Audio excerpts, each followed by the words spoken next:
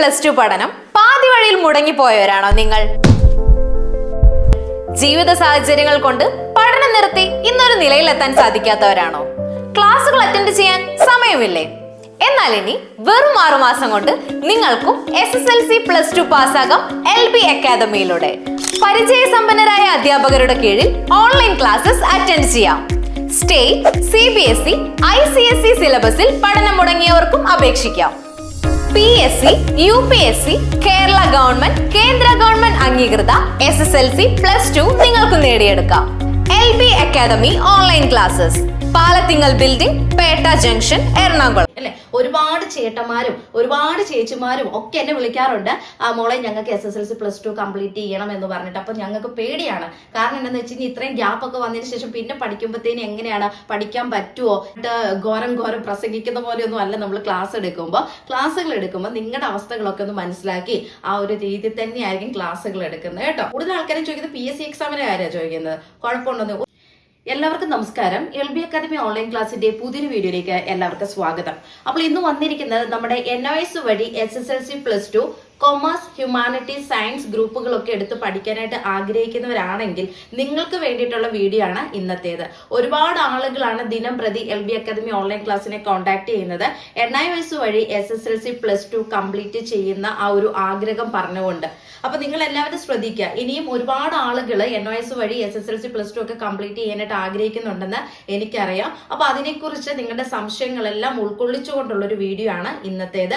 So ഈ ഒരു video നിങ്ങൾ സ്കിപ്പ് ചെയ്യാതെ ഫുള്ളായിട്ട് കാണാനായിട്ട് ശ്രദ്ധിക്കുക. കാരണം നിങ്ങളുടെ ആ ഒരു കൺഫ്യൂഷൻസും കാര്യങ്ങളൊക്കെ ഈ ഒരു വീഡിയോ കൊണ്ട് നമുക്ക് ക്ലിയർ ചെയ്യാനായിട്ട് സാധിക്കും. അപ്പൊ നിങ്ങൾ എല്ലാവരും മനസ്സിലാക്കുക, ഓപ്പൺ സ്കൂളിന്റെ കീഴിൽ SSLC +2 കൊമേഴ്സ്, ഹ്യൂമാനിറ്റീസ്, സയൻസ് ഗ്രൂപ്പുകൾ എടുത്ത് പഠിക്കാൻ ആഗ്രഹിക്കുന്നവരാണ് നിങ്ങളെങ്കിൽ സ്ക്രീനിൽ കാണുന്ന നമ്പറിൽ കോൺടാക്ട് ചെയ്ത് വിശദ വിവരങ്ങൾ മനസ്സിലാക്കിയതിനു ശേഷം നിങ്ങൾക്ക് LB അക്കാദമി ഓൺലൈൻ ക്ലാസ്സിൽ അഡ്മിഷൻ എടുത്ത് നിങ്ങളുടെ മുമ്പോട്ടുള്ള എല്ലാ കാര്യങ്ങളും, അല്ലെങ്കിൽ നിങ്ങൾക്ക് SSLC അല്ലെങ്കിൽ +2 എന്ന് പറയുന്ന ആ ഒരു പഠനം പൂർത്തീകരിച്ച് നിങ്ങൾക്ക് മുമ്പോട്ട് പോകാനായിട്ട് സാധിക്കും കേട്ടോ. അപ്പൊ ഈ ഒരു കോഴ്സിനെ കുറിച്ച് എന്തെങ്കിലും ഡീറ്റെയിൽസ് നിങ്ങൾക്ക് അറിയാനായിട്ടുണ്ടെങ്കിൽ സ്ക്രീനിൽ കാണുന്ന നമ്പറിൽ കോൺടാക്ട് ചെയ്യാം. ഓക്കെ, അപ്പൊ നിങ്ങളുടെ സംശയങ്ങളൊക്കെ ഉൾക്കൊള്ളിച്ചുകൊണ്ടാണ് ഇന്നത്തെ ഈ ഒരു വീഡിയോ. അപ്പൊ കാര്യങ്ങളിലേക്ക് നമുക്ക് പെട്ടെന്ന് തന്നെ കിടക്കാം. അപ്പൊ പ്രത്യേകം ശ്രദ്ധിക്കുക, 2025 ഒക്ടോബർ ബാച്ചിലേക്കുള്ള അഡ്മിഷൻ നമ്മുടെ LB അക്കാദമി ഓൺലൈൻ ക്ലാസ് നടന്നുകൊണ്ടിരിക്കുകയാണ്. ലോകത്തെ എവിടെയുള്ളവരാണെങ്കിലും നിങ്ങളുടെ മുടങ്ങിപ്പോയ ഒരു പഠനം, ചില കേസിൽ ചിലപ്പോൾ പഠനം മുടങ്ങിപ്പോയിട്ടുള്ള ആളുകളായിരിക്കാം, അതല്ലെങ്കിൽ ചിലപ്പോൾ ഏതെങ്കിലുമൊക്കെ ക്ലാസ്സുകൾ വെച്ച് പരാജയപ്പെട്ടിട്ടുള്ള ആളുകളാവാം, ഇല്ലേ? ഇങ്ങനെയുള്ള ആളുകൾക്കൊക്കെ ഡയറക്റ്റ് തന്നെ 10ാം ക്ലാസ്സും അതുപോലെ തന്നെ +2 ഒക്കെ നിങ്ങൾക്ക് എഴുതിയെടുക്കാനായിട്ട് സാധിക്കും കേട്ടോ. ഇത് വെറുതെ ഉള്ള സർട്ടിഫിക്കറ്റോ കാര്യങ്ങളോ ഒന്നുമല്ല. കേന്ദ്ര ഗവൺമെന്റ് അല്ലെങ്കിൽ നിങ്ങളുടെ മത്സര പരീക്ഷകൾക്കും PSC, UPSC, NEET exam, entrance exam ഒക്കെ എഴുതാൻ വേണ്ടിയിട്ട് നിങ്ങൾക്ക് ഈ ഒരു സർട്ടിഫിക്കറ്റ് വാല്യൂ ഉള്ളതാണ്. കേന്ദ്ര ഗവൺമെന്റ് അംഗീകൃത സർട്ടിഫിക്കറ്റ് ആണ്. ഓൾ ഇന്ത്യ എക്സാമിനേഷൻ ആണ്. ഞങ്ങൾ ആരും നിങ്ങൾക്ക് സർട്ടിഫിക്കറ്റ് പ്രൊവൈഡ് ചെയ്യുന്നില്ല, ഗവൺമെന്റ് തരുന്ന സർട്ടിഫിക്കറ്റ് ആണ്. അതുകൊണ്ട് തന്നെ നിങ്ങൾക്ക് എല്ലാ മത്സര പരീക്ഷകൾക്കും നിങ്ങളുടെ ഉപരിപഠനത്തിനും ഈ സർട്ടിഫിക്കറ്റ് വാല്യൂ ഉണ്ട് എന്ന് ഞാൻ അറിയിക്കുകയാണ്. ഓക്കെ, അപ്പൊ ആരെങ്കിലും ഒക്കെ താല്പര്യപ്പെടുന്നുണ്ടെങ്കിൽ, അഡ്മിഷൻ എടുക്കാൻ താല്പര്യപ്പെടുന്നുണ്ടെങ്കിൽ എത്രയും പെട്ടെന്ന് തന്നെ അഡ്മിഷൻ എടുക്കാനായിട്ട് ശ്രദ്ധിക്കുക കേട്ടോ. നോക്കിക്കേ, 2025 ഒക്ടോബർ ബാച്ചിലേക്കുള്ള അഡ്മിഷൻ ആണ് ഇപ്പോൾ നടന്നുകൊണ്ടിരിക്കുന്നത്. അതിന്റെ അർത്ഥം എന്ന് പറയുന്നത് 2025 ഒക്ടോബർ മാസത്തിലാണ് നിങ്ങൾക്ക് എന്ത് വരുന്നത്, എക്സാമിനേഷൻ വരുന്നത്. മനസ്സിലായോ? അപ്പൊ എക്സാം നടക്കുന്നതാണ് ഒക്ടോബർ മാസത്തിൽ. അപ്പൊ ചില ആളുകൾ എന്നോട് ചോദിക്കുന്നുണ്ട്, മിസ്സേ ഒക്ടോബറിൽ വന്നിട്ട് പരീക്ഷ എഴുതാനായിട്ടുണ്ടെങ്കിൽ ഒക്ടോബർ മാസത്തിൽ അതിനോടനുബന്ധിച്ചിട്ടുള്ള ഡേറ്റിൽ വന്ന് അഡ്മിഷൻ എടുത്താൽ പോരെ, അതുവരെ അഡ്മിഷൻ ടൈം ഉണ്ടാവും എന്ന് ചോദിക്കുന്നുണ്ട്. അത് വെറുതെ എന്താ എനിക്ക് തോന്നുന്നത്, ഒരു അർത്ഥവത്തില്ലാത്തൊരു ചോദ്യമാണ് അല്ലെ. നിങ്ങൾ മനസ്സിലാക്കുക, 2025 ഒക്ടോബർ മാസത്തിൽ പരീക്ഷ നടക്കുന്നുണ്ടെങ്കിൽ അതിന് മുമ്പ് തന്നെ നിങ്ങളുടെ സിലബസ് ഒക്കെ കവർ ചെയ്യണ്ടേ, നിങ്ങൾക്ക് പഠിക്കണ്ടേ? പഠിച്ചു കഴിഞ്ഞാലേ നമുക്ക് എക്സാമിനേഷൻ അപ്ലൈ ചെയ്യാനും അല്ലെങ്കിൽ എക്സാം എഴുതാനായിട്ടൊക്കെ സാധിക്കത്തുള്ളൂ അല്ലെ. അപ്പൊ അതൊന്നും നിങ്ങൾ ആദ്യമേ ഒന്ന് മനസ്സിലാക്കുക. അപ്പൊ ഈ ഒരു 2025 ഒക്ടോബർ മാസത്തിലെ ആ ഒരു എക്സാമിനേഷന് വേണ്ടിയിട്ട് അപ്ലൈ ചെയ്യുന്നവരാണ് നിങ്ങളെങ്കിൽ ഇപ്പോഴാണ് അതിന്റെ അഡ്മിഷൻ ടൈം. ഓക്കെ, അപ്പൊ അഡ്മിഷൻ എടുത്ത് അതിന്റെ രജിസ്ട്രേഷൻ നടപടികളും ഈ ഒരു സമയത്ത് നമ്മൾ കംപ്ലീറ്റ് ചെയ്യണം. ഓക്കെ, അപ്പൊ ഇതിനൊരു ടൈം ഉണ്ട്. അതായത് നമ്മൾ നേരത്തെ തന്നെ അഡ്മിഷൻ സ്റ്റാർട്ട് ചെയ്തു. അതൊക്കെ ഓൾറെഡി നമ്മുടെ വീഡിയോയിൽ ഒക്കെ നമ്മൾ പറഞ്ഞിട്ടുള്ള കാര്യങ്ങൾ. ഇപ്പോഴും അഡ്മിഷൻ നടക്കുന്നുണ്ട്. അത് ഫെബ്രുവരി മാസത്തിൽ നിങ്ങൾ അഡ്മിഷൻ എടുക്കുകയാണെങ്കിൽ നിങ്ങൾക്ക് ചെറിയൊരു എമൗണ്ടിൽ ആ ഒരു രജിസ്ട്രേഷൻ നടപടി പൂർത്തീകരിക്കും. മാർച്ചിലോട്ട് വരുമ്പോൾ ചെറിയൊരു വ്യത്യാസം വരുന്നുണ്ട്. മാർച്ചോട് കൂടി നമ്മുടെ അഡ്മിഷൻ ക്ലോസ് ചെയ്യും കേട്ടോ. അതുകൊണ്ട് മാർച്ചിന് മുൻപായിട്ട് തന്നെ, മാർച്ച് ഒരു 10ാം തീയതിക്കൊക്കെ മുമ്പായിട്ട് തന്നെ നിങ്ങൾ LB അക്കാദമി ഓൺലൈൻ ക്ലാസ്സിൽ ജോയിൻ ചെയ്യാനായിട്ട് പ്രത്യേകം ശ്രദ്ധിക്കുക. അപ്പൊ നിങ്ങളുടെ അഡ്മിഷനും രജിസ്ട്രേഷനും ചെയ്തു. അപ്പൊ അത് കഴിഞ്ഞിട്ട് നമ്മുടെ LB അക്കാദമി ഓൺലൈൻ ക്ലാസ്സിൽ നമുക്കൊരു മാർച്ച് ലാസ്റ്റ് ഏപ്രിൽ 1st വീക്കോട് കൂടി ക്ലാസ്സുകൾ നമ്മൾ ആരംഭിക്കുന്നതായിരിക്കും. കറക്റ്റ് 6 മാസത്തെ ക്ലാസ്സുകളാണ് നിങ്ങൾക്ക് ലഭിക്കുന്നത്. ശേഷം ഒക്ടോബർ മാസത്തിൽ നിങ്ങൾക്ക് പബ്ലിക് തിയറി പരീക്ഷകൾ ആരംഭിക്കുകയാണ്. സയൻസ് ഗ്രൂപ്പ് ഒക്കെ എടുത്ത് പഠിക്കുന്ന സ്റ്റുഡൻസിനാണെങ്കിൽ നിങ്ങൾക്കറിയാം, നിങ്ങൾക്ക് എന്താണ് പ്രാക്ടിക്കൽ എക്സാമിനേഷൻ ഒക്കെ ഉണ്ടാവും അല്ലെ. അപ്പൊ അതിന്റെ പബ്ലിക് പ്രാക്ടിക്കൽ എക്സാമിനേഷൻ സെപ്റ്റംബർ മാസത്തിൽ ഉണ്ടാവും. അപ്പൊ സെപ്റ്റംബറിൽ പബ്ലിക് പ്രാക്ടിക്കൽ എക്സാമിനേഷനും ദെൻ ഒക്ടോബറിൽ പബ്ലിക് തിയറി പരീക്ഷയും വരും. മനസ്സിലാവുന്നുണ്ടല്ലോ പറയുന്നത്? അപ്പോൾ എല്ലാവരും മനസ്സിലാക്കാൻ, ഇപ്പോൾ നമുക്ക് അഡ്മിഷനും രജിസ്ട്രേഷനും ചെയ്യേണ്ട സമയമാണ്. അതിനുശേഷം നമുക്ക് പഠിക്കാനുള്ള സമയമാണ്.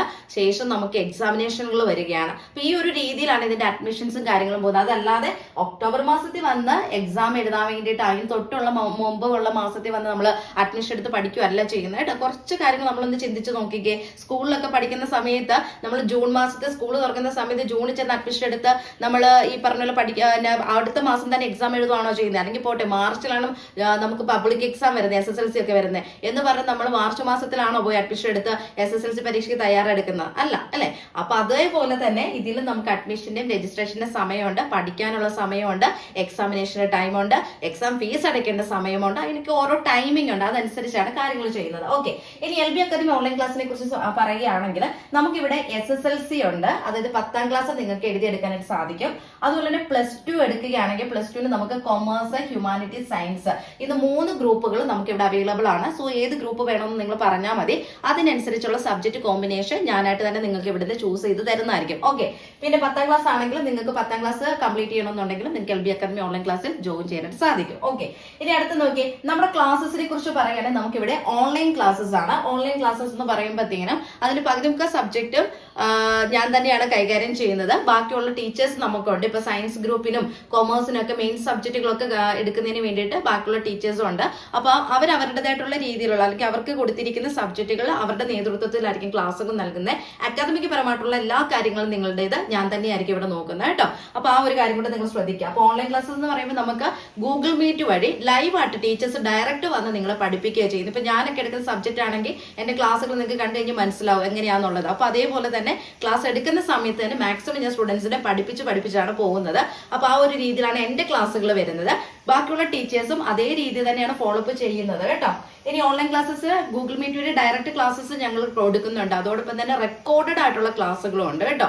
റെക്കോർഡ് ക്ലാസ് ജോയിൻ ചെയ്യാനായിട്ട് സാധിക്കാത്ത ആളുകൾക്ക് നിങ്ങളുടെ റെക്കോർഡഡ് ആയിട്ടുള്ള ക്ലാസ് ഉണ്ടാവും. അത് ഡൗൺലോഡ് ചെയ്ത് നിങ്ങളുടെ സമയം അനുസരിച്ച് നിങ്ങൾക്ക് കേൾക്കാവുന്നതാണ്. പക്ഷെ എപ്പോഴും ഞാൻ പറയുന്നത് നിങ്ങളോട് എന്ത് റെക്കോർഡ് ക്ലാസ് ഉണ്ടെന്ന് പറഞ്ഞാലും ലൈവായിട്ട് നമ്മുടെ ടീച്ചേഴ്സ് വന്ന് ഡയറക്റ്റ് പഠിപ്പിക്കുന്ന ആ ഒരു ക്ലാസ് അറ്റൻഡ് ചെയ്യുന്നതാണ് ഏറ്റവും നല്ലത്. കാരണം ആ ഒരു മണിക്കൂർ നമ്മൾ ഇരിക്കുമ്പോഴുണ്ടല്ലോ നമുക്ക് കുറേ കാര്യങ്ങൾ മനസ്സിലാക്കാൻ സാധിക്കും. അപ്പൊ അത്രത്തോളം നമ്മൾ പഠിപ്പിച്ചാണ് പോകുന്നത്. അപ്പൊ അതായിരിക്കും കുറച്ചുകൂടി നല്ല. റെക്കോർഡ് ക്ലാസ് ആകുമ്പോൾ നമ്മൾ ഇരുന്ന് പഠിക്കാന്ന് പറഞ്ഞാൽ നമുക്ക് ബുദ്ധിമുട്ടുള്ള കാര്യം. തന്നെത്താനെ ഇരുന്ന് പഠിച്ച് ഇതൊക്കെ നോട്ടൊക്കെ ഇരുന്ന് എഴുതിയെടുക്കാന്ന് പറഞ്ഞാൽ നമുക്ക് കുറെ കഴിയുമ്പോൾ ബോറടിക്കും അല്ലെ. അപ്പൊ അതുകൊണ്ട് ലൈവ് ആയിട്ടുള്ള ക്ലാസ് ആകുമ്പോൾ കുറച്ചുകൂടെ ആക്റ്റീവ് ആയിരിക്കും, നമുക്ക് കാര്യങ്ങൾ കുറച്ചുകൂടെ മനസ്സിലാക്കാനായിട്ട് സഹായിക്കും. ഓക്കെ, ഇനി നമ്മളെ കുറിച്ച് പറയുകയാണെങ്കിൽ നമ്മുടെ NIOSന്റെ അഡ്മിഷന്റെ ഡീറ്റെയിൽസിനകത്ത് നമുക്ക് ഇവിടെ വരുന്ന ഫീസസ് എന്ന് പറയുന്നത് NIOSന്റെ ഗവൺമെന്റിന്റെ രജിസ്ട്രേഷൻ ഫീസ് വരുന്നുണ്ട്, ഗവൺമെന്റിന്റെ എക്സാം ഫീസ് വരുന്നുണ്ട്, പിന്നെ നമ്മുടെ അഡ്മിഷൻ ഫീസ്. ഇതിനകത്ത് നമ്മുടെ അഡ്മിഷൻ ഫീസ് എന്ന് പറയുന്നത് നമ്മുടെ കോഴ്സ് ഫീ ആണ് കേട്ടോ. അപ്പൊ അത് കോഴ്സ് ഫീ എന്ന് പറയുന്നത് വലിയൊരു എമൗണ്ടോ കാര്യങ്ങളൊന്നും അല്ല, നമ്മൾ ഇവിടെ തരുന്ന ക്ലാസ്സസിന്റെ. അപ്പൊ ഈ കോഴ്സ് ഫീക്ക് ഇതിനകത്ത് വരുന്ന ഈ ഫീസിനകത്ത് എന്തൊക്കെ കാര്യങ്ങൾ വരുന്ന നമ്മുടെ കോഴ്സ് ഫീയിൽ എന്തൊക്കെ വരും എന്ന് പറഞ്ഞു കഴിഞ്ഞാൽ നമ്മുടെ ക്ലാസ്സസ് ഉണ്ട് കേട്ടോ. ക്ലാസ്സസ് ഉണ്ട്, പ്ലസ് നമ്മുടെ നോട്ട്സ് ഉണ്ട്, പിന്നെ അതുപോലെ തന്നെ നമ്മുടെ ഗൈഡ് നമ്മുടെ സ്റ്റഡി മെറ്റീരിയൽസ് ഇതെല്ലാം, പിന്നെ അതുപോലെ തന്നെ പ്രാക്ടിക്കൽ റെക്കോർഡ് ബുക്കുകൾ തരുന്നുണ്ട്, പിന്നെ അതുപോലെ തന്നെ സോൾവഡ് അസൈൻമെന്റ് പ്രൊജക്ട്, ഇതെല്ലാം നിങ്ങൾക്ക് നമ്മുടെ ഫീസിനകത്ത് ഉൾപ്പെട്ടു പോകുന്നതാണ്. അതല്ലാതെ നമ്മൾ വെറുതെ പഠിക്കാനുള്ള ബുക്സ് മാത്രം തന്നിട്ട് ഫീസോ കാര്യങ്ങളോ വാങ്ങുന്നതല്ല. NIOSന്റെ ബേസ് ചെയ്ത് അഡ്മിഷൻ, രജിസ്ട്രേഷൻ, എക്സാം ഫീ എല്ലാം ചേർത്തിട്ട് എന്തൊക്കെ കാര്യങ്ങൾ, എന്തെല്ലാം സർവീസസ് നിങ്ങൾക്ക് കിട്ടണോ അതെല്ലാ കാര്യങ്ങളും ഈ ഒരു ഫീസിനകത്ത് നമ്മൾ ഉൾപ്പെടുത്തിയിട്ടുണ്ട്. ഫീസ് ആണെങ്കിൽ നിങ്ങൾക്ക് ടൈം, അതായത് മന്ത്ലി പേയ്മെന്റ് ആയിട്ടുള്ള രീതി, തവണ വ്യവസ്ഥയിൽ അടച്ചു പോകാനായിട്ടുള്ള ഒരു ഓഫറും കൂടെ നമ്മൾ തരുന്നതാണ്. ഒരുപാട് ആൾക്കാർ എന്നോട് ചോദിക്കുന്നത് ഓൺലൈൻ എക്സാമിനേഷൻ ആണോ ഓഫ്ലൈൻ എക്സാം ആണോ എന്നുള്ളത്. നമ്മുടെ NIOSന്റെ എക്സാമിനേഷൻ എന്ന് പറയുന്നത് ഓഫ്ലൈൻ എക്സാംസ് ആണ്. ഓഫ്ലൈൻ എക്സാം എന്ന് പറയുമ്പോഴത്തേനും കേന്ദ്ര വിദ്യാലയ അല്ലെങ്കിൽ ഏതെങ്കിലുമൊക്കെ CBSE സ്കൂളുകളൊക്കെ നിങ്ങൾക്ക് പരീക്ഷാ കേന്ദ്രമായിട്ട് നൽകിക്കൊണ്ട് NIOS തന്നെ നിങ്ങൾക്ക് ഓഫ്ലൈൻ ആയിട്ടുള്ള രീതിയിൽ തന്നെയാണ് പരീക്ഷ എഴുതിപ്പിക്കുന്നത് കേട്ടോ. അതല്ലാതെ ഓൺലൈൻ ആയിട്ടുള്ള രീതിയിൽ എക്സാമുകൾ ഇല്ല എന്നുള്ളത് ഓർമ്മിപ്പിക്കുന്നു. ഓഫ്ലൈൻ എക്സാം ആണ്, അത് നിങ്ങളുടെ ജില്ലയിൽ തന്നെ അല്ലെ. എക്സാം സെന്റർ എങ്ങനെയാണ്?